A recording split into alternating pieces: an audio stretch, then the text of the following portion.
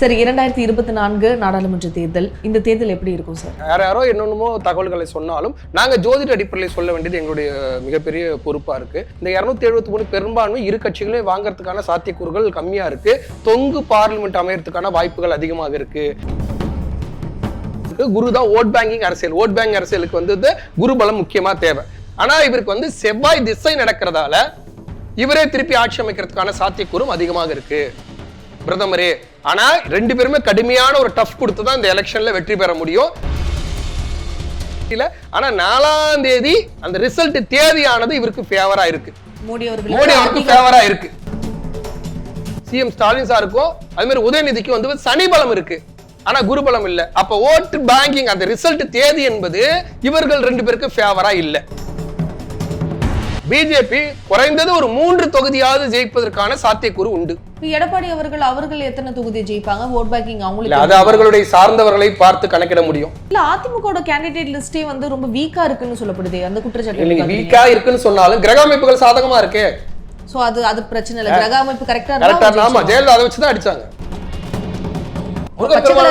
நாம் தமிழருக்கு கை கொடுக்க எப்படி ஜெயலலிதா வந்து பாத்தீங்கன்னா எங்க போனாலும் வந்து அந்த green matte, green dark green எங்க வேணாலும் யூஸ் பண்ணாங்க இல்லையா? அதே மாதிரி எங்க போனாலும் ஒரு பச்சை கலர் யூஸ் பண்ணாங்க அந்த சின்னத்துல.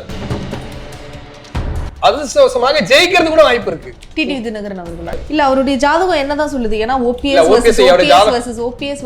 கிட்ட 6 பேர் அங்க இந்த இடத்துல அவர் பேர்ல நிக்கிறாங்க. அதுதான் ஓபிஎஸ் பொறுத்த வரைக்கும் வந்து பாத்தீங்கன்னா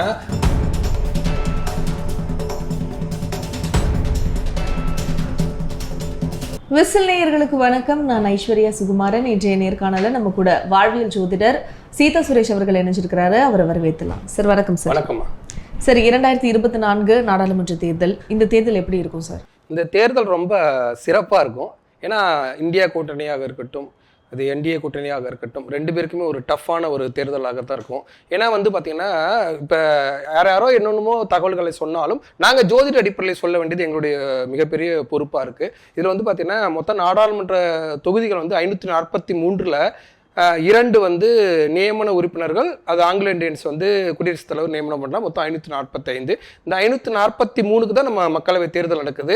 அதில் வந்து 273 பெரும்பான்மை வாங்கணும். இந்த 273 பெரும்பான்மை இரு கட்சிகளையும் வாங்கறதுக்கான சாத்தியக்கூறுகள் கம்மியாக இருக்குது. தொங்கு பார்லிமெண்ட் அமையறதுக்கான வாய்ப்புகள் அதிகமாக இருக்குது அப்படின்னு தான் சொல்லணும். ஏன்னா வந்து பார்த்தீங்கன்னா மோடியாவுக்கு வந்து லக்னேஷ் பவான் ஒரு யோகம் இருக்குது. செவ்வாய் வந்து வலுவாக இருக்கிறார். விருச்சக ராசிக்காரர், விருச்சக லக்னக்காரர் எல்லாம் ஓகே தான். ஆனால் கோச்சார அடிப்படையில் வந்து பார்த்தீங்கன்னா அவருக்கு அர்த்தாசம சனியானது நடந்துட்டு இருக்கு. இந்த அர்த்தாசம சனியானது வந்து பாத்தீங்கன்னா அவருக்கு வந்து ஒரு நிலைப்புத்தன்மையான ஒரு அரசாங்கத்தை ஏற்படுத்தி கொடுக்காது அப்படின்றதான் உண்மை. அதுக்கு தகுந்த மாதிரி வந்து இந்த கோச்சார அடிப்படையில் இருக்கக்கூடியது குரு அவருக்கு பலமாக வருகிறார். அதுக்கு தகுந்த மாதிரி தேதியை அவர் எப்படி வச்சிருக்காரு அப்படின்னா, இந்த எலெக்ஷன் வந்து இப்ப 19ஆம் தேதி ஏப்ரல் 19 தொடங்குறது வந்து ஜூன் 4ஆம் தேதி வரைக்கும் எலெக்ஷன் இருக்கு. அந்த ஜூன் 4ஆம் தேதி எலெக்ஷன் தேதி அறிவிக்கிறாங்க இல்லையா, அதாவது ரிசல்ட் அறிவிக்கிற தேதி இருக்கு இல்லையா, அதுக்கு 2 நாளைக்கு முன்னாடி ஜூன் வந்து 2ஆம் தேதி தான் அவருக்கு வந்து குருபலம் முழுமையா வருது. அந்த குருபலம் முழுமையா வருது அவருக்கு ஒரு பெரிய பிளஸ் பாயிண்ட். அதாவது ஜூன் 2ஆம் தேதி வரக்கூடிய குருபலம் அவருக்கு மிகப்பெரிய பிளஸ் பாயிண்ட். அதனால தேர்தல் தேதி வந்து 4ஆம் தேதியா இருக்கிறது குருபலமா இருக்கு. குரு தான் ஓட் பேங்கிங் அரசியல். ஓட் பேங்க் அரசியலுக்கு வந்து குருபலம் முக்கியமா தேவை. ஆனா நிலைப்பு தன்மைக்கு வந்து சனி பலம் தேவை. சனி அவருக்கு அர்த்தாசம சனியா போறதால 2ஆம் தேதியிலிருந்து ஜூன் மாசம் 17ஆம் தேதி வரைக்கும் அவருக்கு வந்து இந்த பார்லிமெண்ட்ல பெரும்பான்மை கிடைக்காம அல்லாடக்கூடிய சூழல் வந்துரும். பெரும்பான்மை கிடைக்காது. 273 தொகுதி வேணும் இல்லையா, அந்த 273 கிடைக்காம அல்லாடக்கூடிய ஒரு சூழல் வந்துடும். ஒரு 22 தொகுதியோ, ஒரு 31 தொகுதியோ, ஒரு 44 தொகுதியோ, இல்ல ஒரு 40 தொகுதியோ அவருக்கு வந்து ஒரு பற்றாக்குறை ஏற்பட்டு வெளியில இருந்து யாராவது ஆதரவு கொடுக்கறதோ, இல்ல மாநில பிராந்திய கட்சிகள் யாராவது ஆதரவு கொடுக்கறதோ அப்படிங்கிற மாதிரி ஒரு சூழலை உருவாக்கி கொடுக்கும். அப்படி உருவாக்கி கொடுத்தாலும் அவருக்கு வந்து பாத்தீங்கன்னா ஜூன் மாசம் 17ஆம் தேதி சனி வக்ரம் ஆகுறார். அந்த 3 மாசம் மழைக்கால கூட்டத்தொடர் தொடங்குறதுக்கு முன்னாடி நமக்கு வந்து ஆட்சி அமைக்கணும். அப்ப வந்து கரெக்டா வந்து பாத்தீங்கன்னா அந்த இவரு ஆட்சி அமைக்கிறதுக்காக அந்த வக்ர காலம் வந்து இவருக்கு அர்த்தாசம சனி காலத்திலயும் வக்ர காலம் யோகமா போயிடும். அது ஒரு பெரிய பிளஸ் பாயிண்ட். ராகுல் ஜாதகத்தை எடுத்துக்கிட்டோம்னா அது இது எல்லாமே வந்து பாத்தீங்கன்னா கிடைத்த ஜாதகத்தை வச்சுதான் சொல்றோம். யாருடைய ஜாதகமும் முழுமையா நமக்கு கிடைக்கல. அதுல வந்து பாத்தீங்கன்னா ராகுல் ஜாதகத்தை பொறுத்த வரைக்கும் அவர் தனுசு ராசி மூல நட்சத்திரம். தனுசு ராசி மூல நட்சத்திரத்துக்கு வந்து பாத்தீங்கன்னா இப்போ வந்து 2014 எலெக்ஷனாக இருக்கட்டும், அதுக்கடுத்து வந்து பாத்தீங்கன்னா 2019 எலெக்ஷனாக இருக்கட்டும், அப்பெல்லாம் அவருக்கு வந்து பாத்தீங்கன்னா அந்த அளவுக்கு ஒரு சனி பலம் இல்லை. சனி 7.5 சனியில வலுவாக இருந்தார். அதுவும் 2014 இப்ப கடந்த 2024 வரைக்கும் அவருக்கு சனி பலம் சுத்தமா இல்லை. ஆனா இப்போ வந்து 7.5 சனியானது நிறைவு பெற்று அவர் சனி பலத்துக்குள்ளார வந்துட்டார். ஆனா கோச்சார பலம் என்பது அவருக்கு சாதகமா இல்லை. ஜூன் 2 கோச்சார பலம் அவருக்கு சாதகமா இல்லை.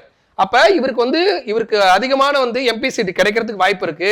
ஆனா ஆட்சி அமைக்கிறதுக்கான பெரும்பான்மை இல்லாம 2 கட்சியுமே தள்ளாட முடியும். இவருக்கு பாத்தீங்கன்னா குருபலம் இருக்கு, சனிபலம் இல்ல. இவருக்கு சனிபலம் இருக்கு, குருபலம் இல்ல அப்படின்ற மாதிரிதான் போகும். ஆனா ஜூன் மாசம் 17ஆம் தேதி வக்ர சனி காலம் தொடங்கும் போது எங்கேயாவது பிச்சு புடுங்கி யாரையாவது சேர்த்தாவது ஆட்சி அமைக்கிறதுக்கான வாய்ப்புகளை 2 கட்சியுமே தேடிக்கிட்டு இருப்பாங்க அப்படிங்கறதமா இருக்கு. இந்த தேர்தலில் பாத்தீங்கன்னா தொங்கு பார்லிமெண்ட் அமைக்கிறதுக்கான சாத்தியக்கூறுகள் நிறைய இருக்கு கிடைத்த ஜாதகத்தை வைத்து ஆய்வு செய்ததுல. அதே மாதிரி பாத்தீங்கன்னா ஜெயலலிதா இருக்கும்போது கலைஞர் ஆட்சி அமைச்சாரு. ஆட்சி அமைக்கும் போது வெறும் 95 சீட்ல பெரும்பான்மை இல்ல, மைனாரிட்டி திமுக அரசு அப்படின்னு ஜெயலலிதா பாரு திமுக அரசு குத்தி காட்டிக்கிட்டே இருந்தாங்க. அந்த மாதிரி ஒரு மைனாரிட்டி பிஜேபி அரசு அமைவதற்கான வாய்ப்புகள் அதிகம். ஒண்ணு இல்ல இவங்க தான் ஆட்சி அமைக்கிறாங்க அப்படின்னாலும் அதுவும் மைனாரிட்டியா தான் இருக்க வழியா மெஜாரிட்டியா இருக்கிறதுக்கான வாய்ப்புகள் இல்லை. ஆனா இவருக்கு செவ்வாய் திசை நடக்கிறதால இவரே திருப்பி ஆட்சி அமைக்கிறதுக்கான சாத்தியக்கூறும் அதிகமாக இருக்கு பிரதமரே. ஆனா 2 பேருமே கடுமையான ஒரு டஃப் கொடுத்துதான் இந்த எலெக்ஷன்ல வெற்றி பெற முடியும். ஈஸியான எலெக்ஷன் இல்ல. ஆனா இந்த தேதி எப்படி இவங்க கணக்கிட்டாங்கன்னு எனக்கு புரியல. 19 இருந்து கரெக்டா அவருக்கு ஜூன் மாசம் 2ஆம் தேதி அவருக்கு குருபலம் வருது. குருபலம் வரும்போது கரெக்டா 4ஆம் தேதி எப்படி ரிசல்ட் தேதி வச்சாங்கன்னு தெரியல. இது எல்லாம் ஜாதகத்தை கணித்து இல்ல தேர்தல் ஆணையத்துக்கு இவங்களுக்கு ஒரு உள்குத்து இருக்கான்னு கூட எனக்கு தெரியல. ஆனா 4ஆம் தேதி அந்த ரிசல்ட் தேதியானது இவருக்கு ஃபேவரா இருக்கு, மோடி அவருக்கு ஃபேவரா இருக்கு. ஆனா குருபலம் தான் இருக்க வழியே சனிபலம் இல்ல. சனிபலம் இல்லாதால அந்த பெரும்பான்மைக்காக அந்த 15 நாள் போராட வேண்டிய கட்டாயம் இருக்கும். அவருக்கு பாத்தீங்கன்னா அந்த அர்த்தாசம் சனி பாடாதான் படுத்தும். செவ்வாய் நல்லா இருக்கிறதால பாத்தீங்கன்னா ஒரு வலுவான ஒரு ஆட்சியை அமைக்க முடியும். ஆனா தொங்கு பார்லிமெண்டா தான் இருக்கும், அடுத்தவர்களை சார்ந்து தான் அமைக்க முடியும். இன்னொன்னு பாத்தீங்கன்னா அவர் இந்த ஆண்டை ஆள்வது 2020 ஆண்டை ஆள்வது ஏற்கனவே நான் சொல்லியிருப்பேன் உங்களுக்கு. ஆண்டு பலன்கள்ல சனீஸ்வர பகவான் ஆள்றாரு. அதனால கர்மக்காரகன் அப்படிங்கும் போது பாத்தீங்கன்னா இவர்களுடைய லாப நஷ்ட கணக்கின் தகுந்த மாதிரிதான் தீர்ப்பை வழங்குவார். அதனால ஈஸியாலாம் நம்ம எல்லாம் ஜெயிச்சிடலாம் அப்படின்லாம் நினைக்க முடியாது. இரு கட்சிகளும் நிறைய விஷயங்கள்ல போராடி அவங்களுக்குள்ள நிறைய ஸ்ட்ரகிள் பண்ணி அப்படிதான் வர முடியும்.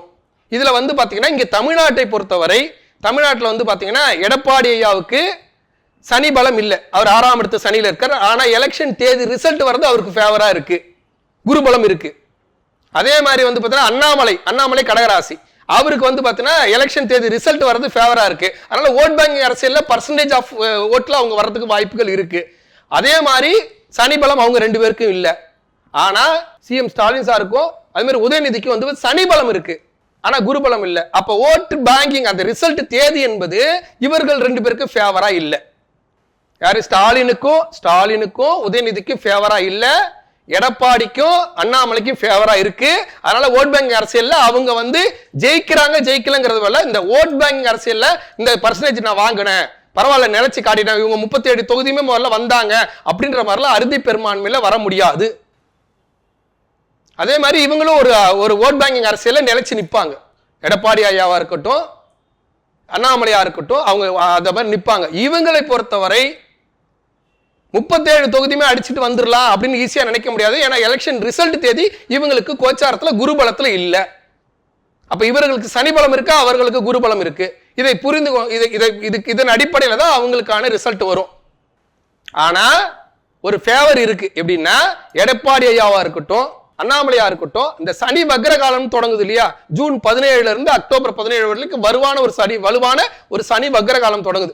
அப்படி வலுவா தொடங்குற சனி வக்ர காலம் அவங்களுக்கு ஃபேவரா இருக்கும். இவங்க எம்எல்ஏஸ் இவங்க எம்பிஸ் இப்போ ஒரு 4 தொகுதி ஜெயிக்கிறாங்க, 10 தொகுதி ஜெயிக்கிறாங்க அப்படின்னா அதை பார்லிமெண்ட்ல யார் ஆள்றாங்களோ அவங்க இழுக்கிறதுக்கு வாய்ப்பு இருக்கு. அதன் மூலமா ஒரு அங்கீகாரம் கிடைக்கிறதுக்கு வாய்ப்பு இருக்கு எடப்பாடி ஐயாவுக்கு. ஏன்னா சனி வக்ர காலம் அவருக்கு ஃபேவர். ஒண்ணு இங்க பொறுத்த வரைக்கும் பிஜேபி குறைந்தது ஒரு 3 தொகுதியாவது ஜெயிப்பதற்கான சாத்தியக்கூறு உண்டு. அப்படியா சார்? 3 தொகுதி ஜெயிக்கிறதுக்கான சாத்தியக்கூறு உண்டு. இல்லைன்னா ஓட் பேங்கிங் அரசியலை பொறுத்தவரை குறைந்தது அவருக்கு பாத்தீங்கன்னா ஒரு 12% அளவுக்கு ஓட்டு போறதுக்கும் வாய்ப்பு இருக்கு. பரவாயில்ல, ஒரு 12% நாங்க ஓட்டு வாங்கணும் பிஜேபி அப்படின்னு சொல்றதுக்கு கூட வாய்ப்பு இருக்கு. சார் கருத்து கணிப்பு தொடர்ந்து என்ன சொல்லப்படுதுன்னா 12ல இருந்து 15 அப்படின்னு சொல்லப்படுது. அதையுமே ஒரு தரப்பு வந்து எதிர்த்துட்டு தான் வராங்க. பாஜக வந்து 3% இருந்து 12% உயரத்துக்கு வாய்ப்பே கிடையாது, தமிழ்நாட்டுல இருக்காது அந்த அளவுக்கு அப்படின்ற மாதிரி தான் சொல்லப்படுது. இப்ப நீங்க வந்து சாலிடா 12% கிடைக்கும் அப்படின்னு சொல்றீங்க. இல்ல, அவருக்கு குருபலம் இருக்குங்க. அண்ணாமலை ஐயாவுக்கு இப்ப வந்து கோச்சார் அடிப்படையில குருபலம், ஒரு ரிசல்ட் தேதியில குருபலம் வருது. அவருக்கு அஷ்டமத்து சனி இருந்தால் குருபலம் வருது. அதே மாதிரி வந்து பாத்தீங்கன்னா ஜூன் 17க்கு மேல சனி வக்ரகாலமும் தொடங்குது. இந்த வக்ரகாலம் அளப்பிட முடியாத நல்ல ஒரு செல்வாக்கை கொடுக்கும். அதனால அவருக்கு ஓட் பேங்கிங்ல வந்து பாத்தீங்கன்னா பர்சன்டேஜ் ஆஃப் ஓட்டு அதிகமா வரதுக்கு வாய்ப்புகள் அதிகம். அதே சமயத்துல இவங்களுக்கு குருபலமும் இல்ல, சனி பலமும் வக்ரகாலத்துல குறைஞ்சு போயிடும். யாரு? ஸ்டாலின் ஐயாவுக்கும் உதயநிதிக்கும். அதனால வந்து நினைத்த அளவுக்கு ஒரு வெற்றியை பெற முடியாது. வெற்றி பெறுவாங்க, ஆனா நினைத்த அளவுக்கு போன முறை வந்து 37 தொகுதியுமே நாங்க அடிச்சோம் அப்படின்லாம் சொல்லிட்டு இருக்க முடியாது. அதுக்கான வாய்ப்புகள் மிக மிக குறைவு. 40 தொகுதியிலும் ஜெயிக்க மாட்டாங்கன்றீங்க. ஜெயிக்கிறதுக்கான வாய்ப்புகள் குறைவு. இங்க மட்டும்தான் ஓட் பேங்கிங் அரசியலை பொறுத்தவரை குரு தான் ஓட் பேங்கிங் அரசியல். அந்த குருபலமானது ஸ்டாலினுக்கோ உதயநிதி சாருக்கோ இல்ல. எடப்பாடி அவர்கள் எத்தனை தொகுதி ஜெயிப்பாங்க? ஓட் பேங்கிங் அவங்களுக்கு அது அவர்களுடைய சார்ந்தவர்களை பார்த்து கணக்கிட முடியும். அவர்களுக்கு வந்து பாத்தீங்கன்னா ஒரு இவங்களுக்கு கண்டிப்பா ஒரு 3 தொகுதி கிடைக்கிறதுக்கான வாய்ப்புகள் இருக்கு. ஏன்னா அதுக்கான முறையான ஒரு ஜாதக அமைப்பு எனக்கு கிடைச்சது. அதனால ஓரளவுக்கு நான் சொல்ல முடியுது. அது இல்லைன்னா 3 தொகுதி கிடைக்கிறதுக்கு வாய்ப்பு இருக்கு. அதே மாதிரி 12% ஓட் பேங்கிங் கிடைக்கிறதுக்கு வாய்ப்பு இருக்கு. சொல்ல முடியுங்களா? எக்ஸாக்டா சொல்ல முடியாது. நான் ஒரு உதாரணம் வேணா நான் சொல்லலாம்னு நினைக்கிறேன். அது எந்த அளவுக்கு சரியா வரும்னு தெரியல. கன்னியாகுமரி, கோயம்புத்தூர், அண்ணாமலை கன்னியாகுமரி, கோயம்புத்தூர், மாயவரம் இதெல்லாம் ஜெயிக்கிறதுக்கான வாய்ப்புகள் இருக்கு அப்படின்னு ஒரு கருத்து கணிப்பு. இது வந்து கரெக்டா அப்படின்னு சொல்ல முடியாது. ஆனா வந்து 3 தொகுதி உங்களுக்கு ஃபேவர் இருக்கு அப்படிங்கிற மாதிரி இருக்கு. எடப்பாடி அவர்களுக்கு வந்து அப்படி எடப்பாடி அவர்களை பொறுத்தவரை வந்து பாத்தீங்கன்னா குறைஞ்சது வந்து இந்த முறை வந்து அவர் ஒரு 6 தொகுதியிலிருந்து 8 தொகுதி வரலையும் கூட கிடைக்கிறதுக்கு வாய்ப்பு இருக்கு. 6ல இருந்து 8 வரலையும் கிடைக்கலாம். ஆனா வந்து அப்படி 6ல இருந்து 8 வரலையும் கிடைக்கலனாலும் ஓட் பேங்கிங் சதவீதம் வந்து எக்ஸ்ட்ரா இருக்கும். பரவாயில்ல, நம்ம போன பார்லிமெண்ட்ல விட்டுட்டு அந்த பார்லிமெண்ட்ல புடிச்சிட்டா அப்படின்னு சொல்ல முடியும். இல்ல, அதிமுக கேண்டிடேட் லிஸ்டே வந்து ரொம்ப வீக்கா இருக்குன்னு சொல்லப்படுது. அந்த குற்றச்சாட்டு நீங்க வீக்கா இருக்குன்னு சொன்னாலும் கிரக அமைப்புகள் சாதகமா இருக்கு. சோ அது பிரச்சனை இல்ல. கிரக அமைப்பு கரெக்டா ஆமா, ஜெயலலிதா அதை வச்சுதான் அடிச்சாங்க. கிரக அமைப்புகள் கரெக்டா இருக்கிறதால ஒண்ணு வீக்கா இருந்து தோத்து போனாலும் சதவீதத்துல உங்களுக்கு வந்து ஓட்டு சதவீதத்துல மேல வந்து நிற்பாங்க. ஓட் பேங்க் அரசியல் தான். ஓட் பேங்க் அரசியலுக்கு குருபலம் வேணுங்க. அந்த குருபலமானது முழுமையாக அண்ணாமலை, எடப்பாடி இவங்களுக்கெல்லாம் இருக்கு. அதுக்கு தகுந்த மாதிரி 15 நாள்ல உங்களுக்கு சனி வக்ரகாலம் தொடங்கிடுது. சனி வக்ரகாலம் 3 மாசம். அந்த 3 மாசத்துல வந்து பாத்தீங்கன்னா இந்த ஓட் பேங்கிங் அரசியல்ல இதுல ஏதாவது ஜெயிச்ச ஒருத்தன் இந்த மாதிரி நேரத்துல தான் என்ன பண்ணுவாங்கன்னா இந்த தொங்கு பார்லிமெண்டோ தொங்கு சட்டசபையில வந்து பாத்தீங்கன்னா ஒரு எம்எல்ஏ பெரிய ஆளாகி அவங்க வந்து ஒரு மந்திரி சீட்டே வாங்கிடுவாங்க. அந்த மாதிரி காலம் வந்து இந்த வக்ரகாலம். அந்த வக்ரகாலம் ஃபேவரா இருக்கும் அவங்களுக்கு. ஆனா எலெக்ஷனுக்கு இதெல்லாம் வந்து செட் ஆகுமா? ஏன்னா அவங்க வந்து ஒரு ஃபீல்ட் ஒர்க் பண்ணிருக்கணும், பரிச்சயமான முகமா இருக்கணும். ஃபீல்ட் ஒர்க் எல்லாமே சொல்லுங்க. அது உங்க தரப்புல இருந்து நீங்க சொல்றீங்க. எங்க தரப்புல இருந்து எங்க ஜோதிடரா எங்களுடைய கணக்கு வந்து இதுல எல்லாமே வாய்ப்புகள் இருக்குன்னு தான் நாங்க சொல்றோம். நீங்க எப்படி வந்து கருத்து கணிப்பு ஒரு கருத்து கணிப்பு வெளியிடுறீங்க இல்லையா, அது அப்படியே ஃபுல்லா வந்து உண்மையாயிடும் அப்படின்றது சொல்ல முடியாது. அதே சமயத்துல ஃபுல்லா ஃபேக்ட்னு சொல்ல முடியாது. அதே மாதிரி தான் எங்களுடைய கருத்து கணிப்பு இது. ஜோதிடரா எங்களுடைய கருத்து கணிப்பு இது ஃபுல்லா உண்மை ஃபுல்லா ஃபேக் அப்படிங்கிறதுக்கு நான் சொல்ல வரல. ஆனா எங்களுடைய கருத்து கணிப்பு இப்படி இருக்கு. அது அவங்க ஏன்னா அந்த கேண்டிடேட்டுடைய ஜாதகம் இருக்கு, அதை எதிர்த்து நிற்கிற கேண்டிடேட்டோட ஜாதகம் இருக்கு, அந்த இப்ப எந்த தொகுதி இருக்கோ அந்த தொகுதியுடைய ஜாதகம் இருக்கு, இப்படி நிறைய விஷயங்கள் இருக்கு. ஆனா இது எல்லாம் மீறி அண்ணாமலை நடைபயணம் போனது, அவருக்கு இப்போ வந்து அஷ்டமத்து சனி காலத்திலையும் குரு நல்ல நிலையில வர்றது, வக்ரகாலம் தொடங்குறது, இது எல்லாமே ஃபேவரா இருக்கு. அதே மாதிரி எடப்பாடி ஐயாவுக்கு அந்த மாதிரி ஃபேவர் இருக்கு. ஸ்டாலின் சாரை பொறுத்த வரைக்கும் அவருக்கு ஜாதகம் நல்லா இருக்கு. 2026 வரைக்கும் பலம் சனி பலத்துல இருக்கார். ஆனா இந்த குறிப்பிட்ட நாட்கள்ல மட்டும் சரியில்லை. அந்த நேரத்துல பார்த்து எலெக்ஷன் வருது. கரெக்டா குறிப்பிட்ட நாள்னா செப்டம்பர் வரைக்கும் சரியில்லை. அந்த சனி வக்ரகாலம் சரியில்லை, குரு ஃபேவர் இல்லை.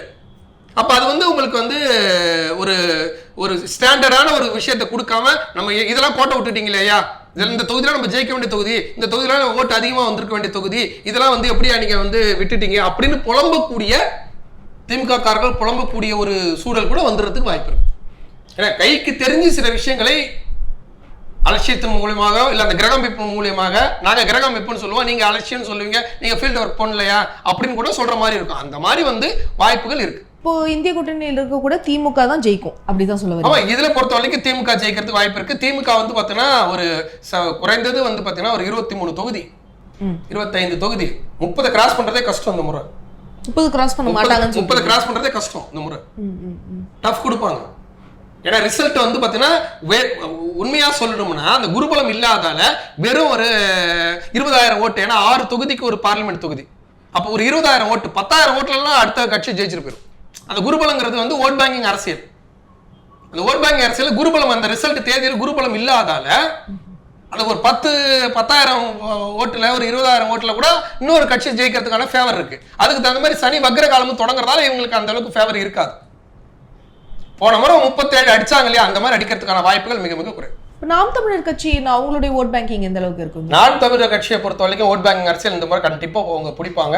அவங்க வந்து அந்த இப்ப மைக் சின்னம் இருக்கு இல்லையா, சரி எனக்கு ஒண்ணு மட்டும் புரியல. மைக் சின்னமாக இருக்கட்டும், அவருடைய அந்த இப்ப விவசாய சின்னமா இருக்கட்டும், அவரோட பேக்ரவுண்ட்ல ஏன் அவர் கிரீன் வைக்கிறாரு? இப்போ ஒரு மைக் சின்னம் இருக்கு இல்லையா, ஏன் பேக்ரவுண்ட்ல முதல்ல கிரீன் வச்சிருந்தாருல, முதல்ல கிரீன் வச்சிருந்தாரா இல்லையா? இப்போ வந்து மைக் சின்னத்துல ஏன் கிரீன் வைக்கிறாரு? ரோஸ் கலரோ ஒரு சிவப்பு கலரோ வேற ஏதாவது கலர் வைக்கிறது, ஏன் கிரீன் வைக்கிறாரு? கிரீன்ங்கிறது பசுமை, முருகப்பெருமான், அவர் முருகனோட பக்தர், அவர் முருகனோட பக்தர், அதனால அதை வைக்கிறாரு, அது ஃபேவரா இருக்கும், அது ஒரு கை கொடுக்கும்ன்றீங்க. அது ஒரு கை கொடுக்கும். முருகப்பெருமான் பக்தர் நாம் தமிழருக்கு கை கொடுக்கும். பச்சை கலர் நாம் தமிழர் கை கொடுக்கும். எப்படி ஜெயலலிதா வந்து பாத்தீங்கன்னா எங்க போனாலும் வந்து அந்த green matte, green dark green எங்க வேணாலும் யூஸ் பண்ணாங்க இல்லையா, அதே மாதிரி எங்க போனாலும் ஒரு பச்சை கலர் யூஸ் பண்ணாங்க அந்த சின்னத்துல. அப்ப அந்த சின்னம் புடுங்கிட்டாங்க, எனக்கு வந்து மைக்க கொடுத்துட்டாங்க அப்படின்ற அந்த மைனஸை பிளஸ் ஆக்கிறதுக்கு தான் இது. அது எப்போதுமே அவருக்கு வந்து அந்த ஃபேவர் கொடுக்கும். அதனால அவரோட ஓட் பேங்கிங் அரசியல் 8% வச்சிருக்காரு, 30 லட்சம் வாக்காளர் வச்சிருக்காருன்னா 30ங்கிறது 35 லட்சம் வாக்காளர் மாறுறதுக்கு வாய்ப்பு இருக்கு. அந்த பச்சை கலர்னால இப்ப வாக்காளர்கள் ஏறதுக்கான வாய்ப்பு கண்டிப்பா இருக்கு. அவருக்கு ஃபேவர் தான். அது இந்த வருஷத்து தமிழ் புத்தாண்டை ஆள்வது வந்து பாத்தீங்கன்னா முருகப்பெருமான் தான், அவரோட ஆண்டு தான். அதனால வந்து பாத்தீங்கன்னா அவரோட ஓட்டு சதவீதம் குறைஞ்சிரும் அப்படின்னு சொல்றதுக்கு இல்லை. அது மாதிரி டிடிவி ஆக இருக்கட்டும், புரியுதுங்களா, அவங்களுக்குலாம் வந்து இந்த எலெக்ஷன் வந்து ஓட்டு சதவீதத்துல வந்துருவாங்க. ஏன்னா அவங்களுக்கு இந்த சனிபலம், அதான் சொல்றேன்ல, இவங்களுக்கு இந்த சனிபலம் குறையிறது, ஸ்டாலின் ஐயாவுக்கும் உதயநிதி ஸ்டாருக்கும் சனிபலம் குறையிறது, குருபலம் குறையிறது, அவங்களுக்கு எகிருது. அதனால அவங்களுக்குள்ள ஏதாவது ஒண்ணு அவங்களுக்கு ஃபேவரா நடந்துரும். நம்ம ஒன்றும் பெருசாலாம் தோத்து போலப்பா, பரவாயில்லடா இந்த அளவுக்கு ஓட்டு வாங்கியிருக்கோம் அப்படின்னு சொல்லி இருக்கிற அளவுக்கு தான் இருக்கும். திடீர்னு அதிர்ஷ்டவசமாக அவரோட ஏன்னா முழுமையான ஜாதகம் எனக்கு கிடைக்கல, அதிர்ஷ்டவசமாக ஜெயிக்கிறது கூட வாய்ப்பு இருக்கு. டிடிவி தினகரன் அவர்களா, டிடிவி தினகரன் சொல்ல வரல, அந்த மாதிரி ஆட்கள் போன முறை வந்து பேக் அடிச்சவங்க எல்லாம் இந்த முறை வந்து ஜெயிக்கிறது கூட வாய்ப்பு இருக்கு.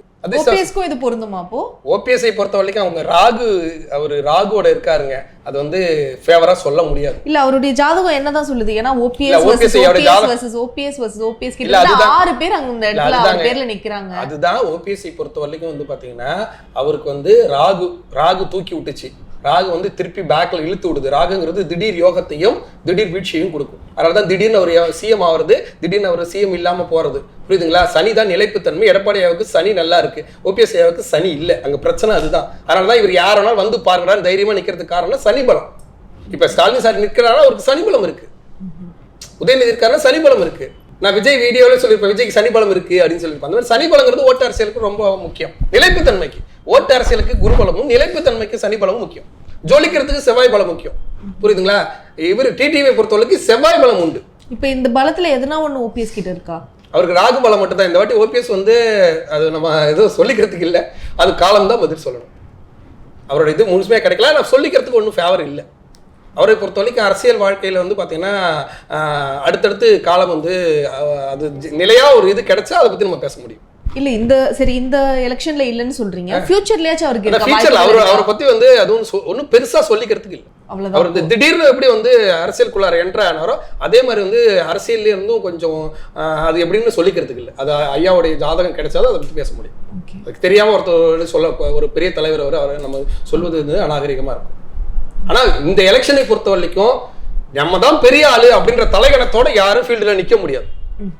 அவர் அவ்வளவு கடுமையா உழைக்கணும், அதுக்கான கிரக அமைப்புகள் சாதகமா இருந்தா தான் அவங்களால வந்து அந்த ஃபீல்டுல வந்து பெரிய லெவல்ல வர முடியும் அப்படிங்கிற மாதிரி தான் இருக்கு. ஏன்னா கரெக்டா எலெக்ஷன் டைம்ல வந்து குரு வந்துடுறாரு, அதே மாதிரி சனியும் வக்ரம் ஆயிடுறாரு. இது ரெண்டும் சேர்ந்து யாரெல்லாம் ஜொலிச்சாங்களோ அவங்கள கீழே தள்ளி விட்டுரும், யாரெல்லாம் கீழே இருந்தாங்களோ அவங்களை மேலே தூக்கி விட்டுரும். அந்த மாதிரி கூட இருக்கும். அதனால வந்து நம்பி நம்ம இறங்கி வேலை செய்யலாம். நம்ம வந்து நம்ம கீழே போயிட்டோம் அப்படின்னு ஐயோ கீழே போயிட்டு நம்ம மேலே வரமாட்டோம் அப்படின்லாம் நினைக்க முடியாது. கீழே இருந்தே நம்ம மேலே வரதுக்கான சாத்தியக்கூறு நிறைய செய்யலாம், அதுக்கான வாய்ப்புகள் நிறைய இருக்கு. இப்போ 2 தேசிய கட்சிகள் இருக்கு, பிஜேபி அண்ட் காங்கிரஸ் இருக்கு. இவங்களுக்கு மற்ற ஸ்டேட்ஸ்லாம் எப்படி இருக்கும்? இல்ல பொதுவாகவே காங்கிரஸை பொறுத்த வரைக்கும் மல்லிகார்ஜுன கார்கே இருக்கார் இல்லையா, மல்லிகார்ஜுன கார்கேவே நாளைக்கு பிரதமர் வேட்பாளர் அப்படிங்கிற மாதிரி இவங்க யாராவது முன்மொழிந்தாலோ இல்ல மல்லிகார்ஜுன கார்கேவுக்கு அப்படின்னா மல்லிகார்ஜுன கார்கேவை பொறுத்த வரைக்கும் பிரதமர் வேட்பாளர் அப்படின்ற மாதிரி இருந்தா கண்டிப்பா இது இந்தியா கூட்டணி வந்து கண்டிப்பா வெற்றி அடையறதுக்கான வாய்ப்புகள் நிறைய இருக்கு. அப்படியா? ஆமா, அது வந்து அது எப்படின்னு சொல்றதுன்னு எனக்கு தெரியல. அது என்னமோ எனக்கு தோணிக்கிட்டே இருக்கு. முருகப்பெருமான் தோண வச்சுட்டே இருக்காரு மல்லிகார்ஜுன கார்கேக்கு நல்ல ஒரு வெற்றின்னு தோண வச்சுட்டே இருக்காரு. அது எந்த அளவுக்கு ஃபேவர்னு எனக்கு தெரியல. அவரோட ஜாதகம்லாம் எனக்கு கிடைக்கல. அது ஜாதகம்லாம் கிடைக்கல. ஆனா மல்லிகார்ஜுன கார்கேக்கு வந்து பாத்தீங்கன்னா நிறைய வந்து இந்த காங்கிரஸ் அவர் தலைவரா இருக்கிறதால பிரதமர் வேட்பாளர் இவர்தான் பிரதமர் அப்படின்னு சொல்லிட்டாருன்னா வெற்றி வாய்ப்பு நிறைய இருக்கு. இப்ப மல்லிகார்ஜுன கார்கே தான் பிரதமர் வேட்பாளர் அப்படின்னு சொல்லிட்டாங்கன்னா அவங்களுக்கு வெற்றி வாய்ப்பு நிறைய இருக்கு. ஏன்னா அந்த தொங்கு பார்லிமெண்ட்ங்கிறது வந்து அவருக்கு ஃபேவரா போய் அமைஞ்சிரும். மோடியை வீழ்த்திட்டு அவர் வந்துறதுக்கு வாய்ப்பு நிறைய இருக்கு. மோடிக்கு லக்னேஷ் மோவா யோகமே இருந்தாலும் இந்த வருஷத்தை ஆள போறது வேறனா நிலைப்புத்தன்மை, தமிழ் புத்தாண்டை ஆள்றது, அதே மாதிரி வந்து ஆங்கில புத்தாண்டை ஆள்றது சனி. இந்த சனீஸ்வர பகவான் என்ன பண்ணுவார்னா முழுக்க மோடி ஐயாவை விட மல்லிகார்ஜுன கார்கேக்கு அதிகமா இருக்கிறதுக்கான சாத்தியக்கூறு உண்டு. அதனால தட்டிட்டு மேல வந்துருவார். அதனால இப்ப அவர் தலைவராக இருக்கிறதால தான் இந்தியா கூட்டணியுடைய மிகப்பெரிய ஒரு பலம். காங்கிரஸ் கட்சியுடைய தலைவராக மல்லிகார்ஜுன கார்கே இருப்பது மிகப்பெரிய பலம். இல்ல அவருடைய ஜாதகமே இல்லாம எதை வச்சு இவ்வளவு ஸ்ட்ராங்கா சொல்றீங்க? இல்ல மல்லிகார்ஜுன் அதான் எனக்கு தோண வச்சுட்டே இருக்க, முருகப்பெருமான முருகபக்தர் எனக்கு தோண வச்சுட்டே இருக்காரு. கண்டிப்பா அவருக்கு சனி பலம் இருக்கும். அவர் வந்து நான் சொல்லுது தவறாக இருக்க வேணாம், அந்த சில விஷயங்களை வெளிப்படையாக சொல்லக்கூடாது. ஒருத்தர் வந்து தலித் இனத்தில் பிறந்திருக்கார்கள்னா அவங்களுக்கு சனி பலம் அதிகமா இருக்கும். ஒரு தலித் இனத்தை சேர்ந்தவர், அதனால வந்து அவருக்கு பக்காவான சனி பலம் இருக்கும். ஜாதகம் வந்து காஸ்ட் அடிப்படையில இருக்கும். அவங்களுக்கு அந்த பலம் இருக்கும்.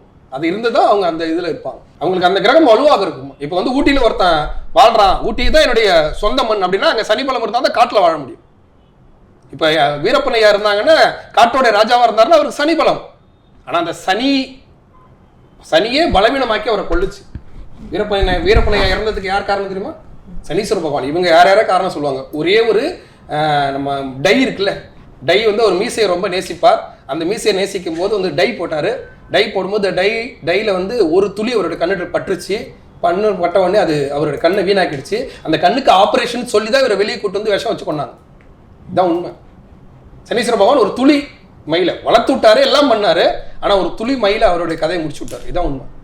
அதெல்லாம் சார் வளர்த்து விடுறாரு. ஆமா, அவர் பலமா இருந்ததால அவர் எல்லாரையும் ராஜாவா இருந்தாலும் அவருக்கு ஒரு தர்மம்னு இருக்கு இல்லையா. சனீஸ்வர பகவானுக்கு ஒரு தர்மக்காரகன். அவரோட முடிவு காலம் நெருங்கும் போது அதன் மூலியமா முடிச்சு விடுவார். அவர் வளர்த்து விடுவாரு. அதை வந்து அதுல அவருடைய வாழ்க்கை வரலாறை பத்தி நம்ம விமர்சிக்க கூடாது. அது வந்து அவர் காட்டோட ராஜாவா இருந்தாரு, நம்ம தமிழ்நாட்டை காத்து நின்னாரு, எல்லா பலத்தையும் கொடுத்தாலும் அவரை முடிச்சு விடுறதுக்கு ஒரு பாயிண்ட் வேணும் இல்லையா. அது அந்த ஒரு இவ்வளோண்டு மை போய் அவர் கண்ணில் பட்டுச்சு, கண்ணு வீணா போச்சு.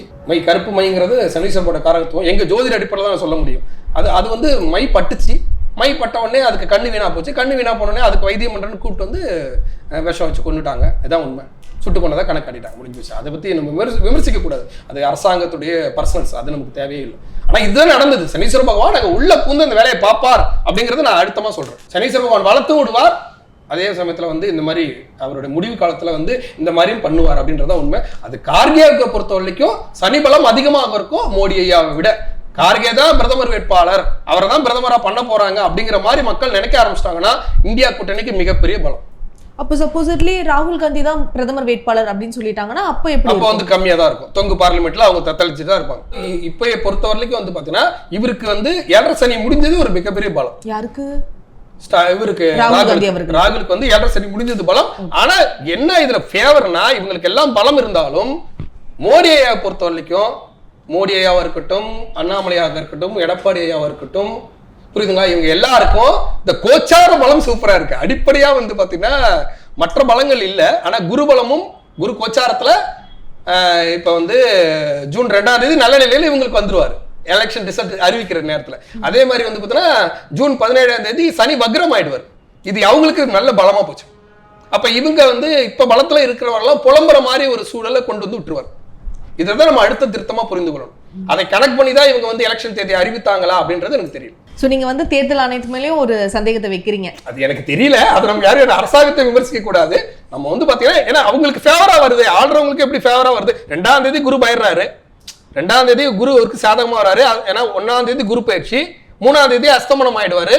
அஸ்தமனம் ஆகி 2ஆம் தேதி ஜூன் 2ஆம் தேதி தான் ரிலீஸ் ஆவார். மே 1ஆம் தேதி குரு பயிற்சி, 3ஆம் தேதி அஸ்தமனம் ஆயிடுவாரு. அஸ்தமனமானவர் ஜூன் 2ஆம் தேதி ரிலீஸ் ஆயிடுவாரு. ரிலீஸ் ஆன உடனே கரெக்டாக 4ஆம் தேதி ரிசல்ட் வருது. அப்போ இவங்களுக்கு ஃபேவர் இல்லையா? கடக ராசிக்காரர்களுக்கு ஃபேவரு, விருச்சிக ராசிக்காரர்களுக்கு ஃபேவரு. அதே மாதிரி சனி வக்ரம் ஆகுறாரு. அர்த்தாசிரம சனியில சனி வக்ரம் ஆச்சுன்னா இப்போ வந்து இவங்களுக்கு வந்து ஒரு 273க்கு ஒரு 22 சீட்டோ 31 சீட்டோ குறையுதுன்னு வச்சுக்கோங்களேன்.